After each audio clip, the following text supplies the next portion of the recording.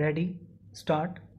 Last week, the BJP not only spared but also backed Nitin Gadkari as its party president. Stop. Gadkari, who ran a sugar business, used a Hydra-like ownership structure for his corporation with a web of dozens of shell companies, bogus addresses, and dubious dictatorships. Stop. He also allegedly took loans from the same infrastructure companies he awarded contracts to as PWD Minister. Stop. Passage. The first standard excuse was nothing malified is proven, yet implying Gadkari could have made these fake companies just for fun. Perhaps he enjoys solving brain teasers. Stop. The second classic excuse was look at what the Congress did. Stop. Therefore, a murderer can be spared as long as he can find another murderer. Stop. Saving Gadkari shocked some, especially who thought the BJP was different. Stop. Even politically, it may be decision they could regret over time. Stop. Passage. The BJP stalls entire parliament sessions over corruption. Stop. Its leaders share the dice with anti-corruption crusaders like Baba Ramdev. Gadkari did too. Stop. And yet the protect Gadkari huddled showed the BJP cares about propriety, but only if the accused is from the Congress. Stop. Passage.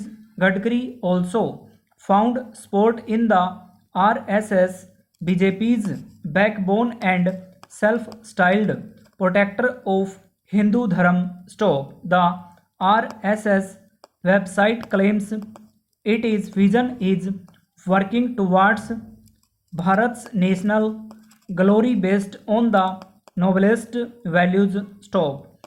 One wonders which Hindu Dharam text allows tax evasion structures and loan to politicians from businessmen with clear conflict of interest. Stop. One wonders if Gadkari actions represents the noblest values. Stop. In Hindu mythology, Dharam protectors sacrifice family members for virtue. Stop.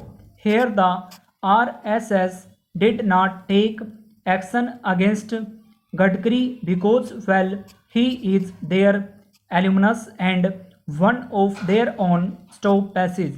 But more important than venting about the two-faced nature of some organizations or blaming Gadkari and few other politicians is understanding why all political parties back their corrupt members despite massive allegations and enough circumstantial evidence. Stop. The answer lies in the way India thinks. Stop.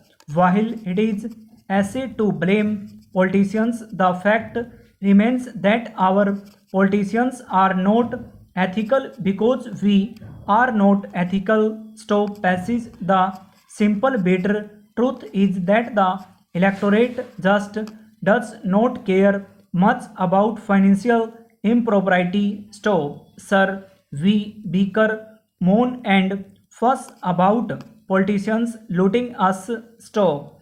However, it is not that high up in the hierarchy of wrongs a politician could commit. Stop. A moderate amount of corruption is almost expected and accepted. Stop.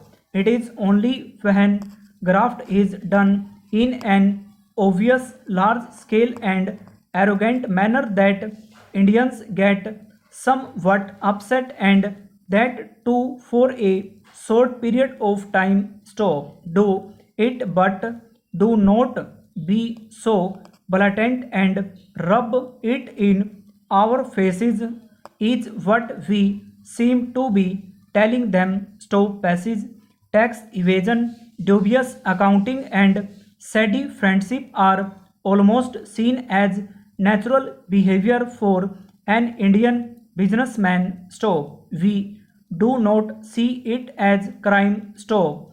We treat it at par with, say, eating four plates of dessert, a bit greedy but understandable. Stop. Passage.